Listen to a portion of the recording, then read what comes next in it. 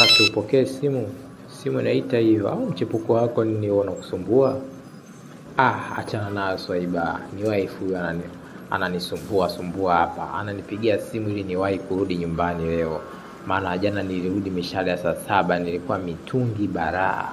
Aliponiuliza maswali mengi nilimtandika makofi akatulia mwenyewe. Mimi niwahi kurudi nyumbani nikafanya nini sasa?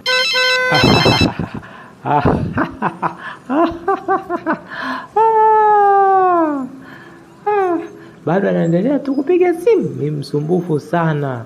Unajua ukiwahi kurudi nyumbani, mke wako atakuletea mazoea na mtaanza kugombana.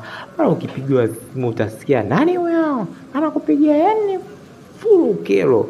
Bora mtu urudi usiku wakiwa wote wamelala.